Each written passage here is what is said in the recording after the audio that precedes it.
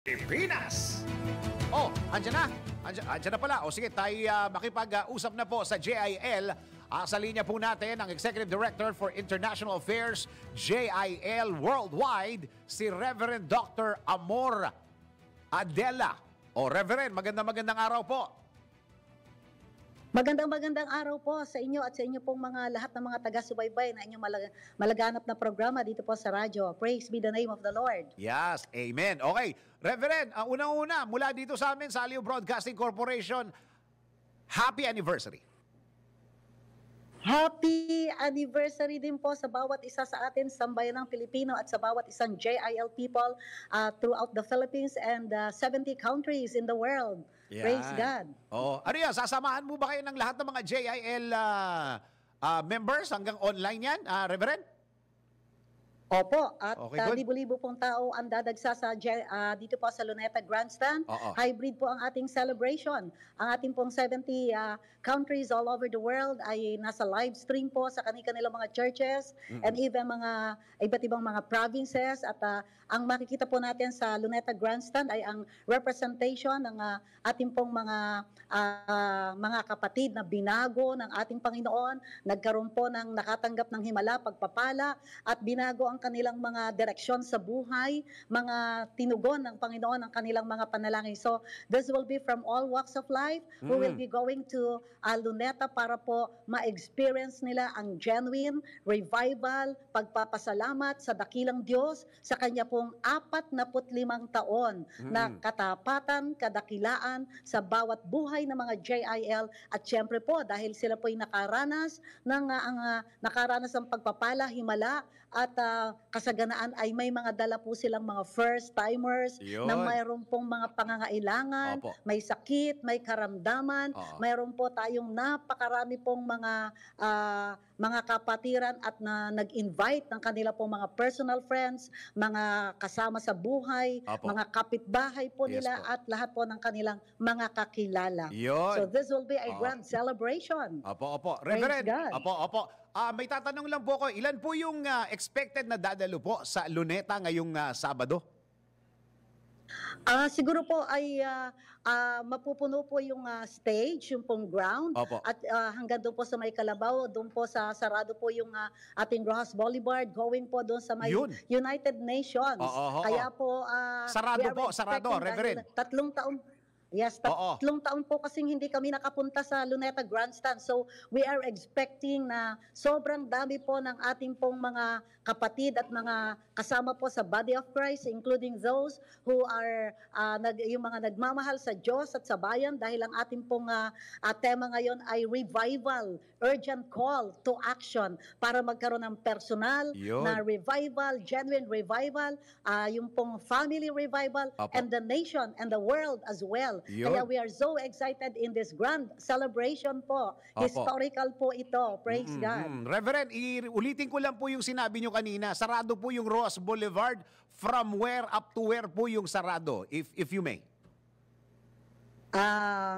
At makikita dito po sa Sabado ay siguro po ay yung simula po nung last 3 years ago ay magiging ano po yan titingnan po natin at buong ano po yan, buong Ross Boulevard baka po mamaya nandun na po sa may anong tawag dito, may Aristocrat, yung papunta pong PICC, ayan. And then hanggang sa because we're expecting napakarami pong tao dahil marami pong mga throughout the years, marami pong mga gumaling sa cancer, marami pong nagkaroon ng pagbabago ng buhay, transformation, mga business nila from rags to riches, and at the same time, nagkaroon ng direksyon, and praise God. Alam niyo naman po ang naging impact ng JIL. Isa po sa mga anak ni Brother Eddie na dati ay children ministry lang, member ng Kiddos, ngayon po ay nasa sa Senado na po at majority leader, si Senator Joel Villanueva. Si Senator darating po dyan. Isa sa mga magsasalita po si Senator Joel Villanueva.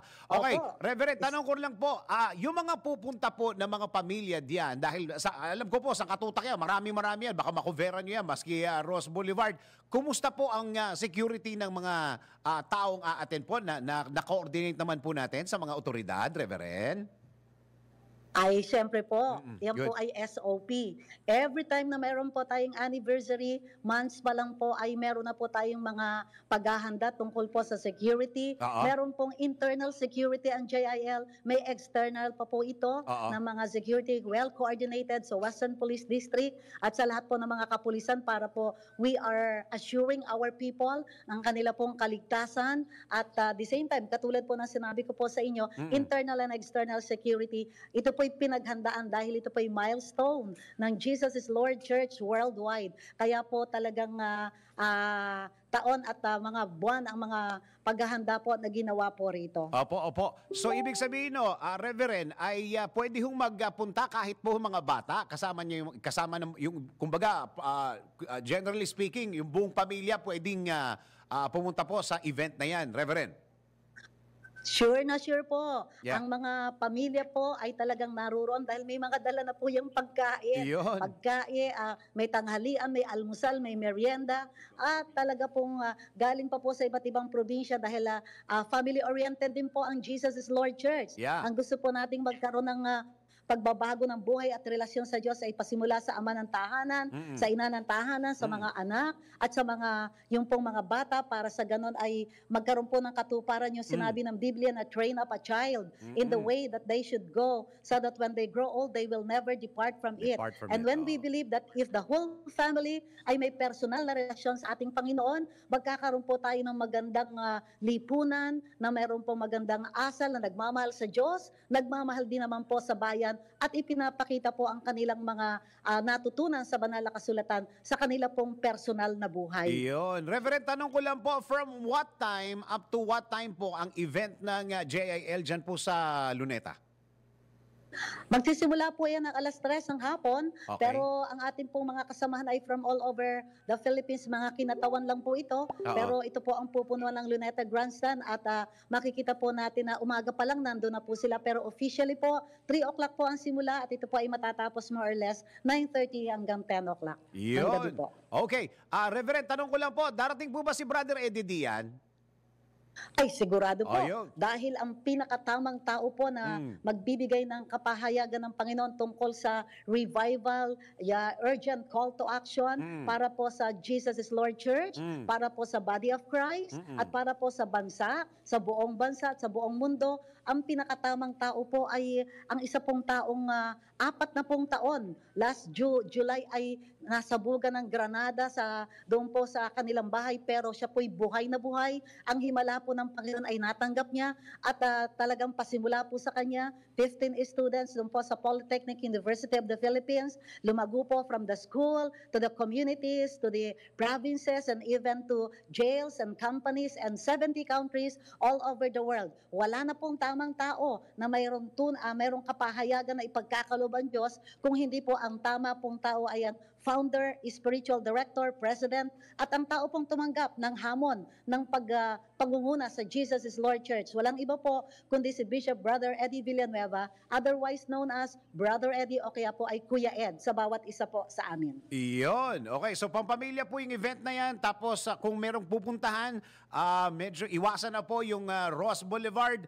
Reverend Dr. Amor Adela, paki-invite na po yung mga kababayan po natin sa lahat ng mga nakikinig, nanonood at nagfa-follow online. Go ahead po for your anniversary po. Maraming salamat po sa inyong pagkakataon na kami po ay makapag-imbita sa lahat po ng sambahayanan, sambahayan ng buong Pilipinas. Kayo po ay aming inaanyayahan na personal man po kayo, pamilya man kayo, imbitahin niyo pa po ang inyong mga kaibigan, mga kamag-anak, lahat po ng inyong mga kakilala, sapagkat sa Sabado pong ito, sa October 14, alas 3 po ng hapon sa Luneta Grandstand, ay ating pong matutunghayan minsan pa ang katapatan ng Diyos, ang himala, na ang sabi po ng banal na kasulatan, gumawa siya ng himala noon, gagawa siya ng himala ngayon, bukas at magpakailan pa man, sapagkat siya'y Diyos na hindi nagbabago. Inaanyayahan ko po ang may sakit, ang may karamdaman, ang mga oppressed, ang mga depressed, lahat po na nakakarinig, na aabot ng inyong programa, even doon po sa ibang bansa,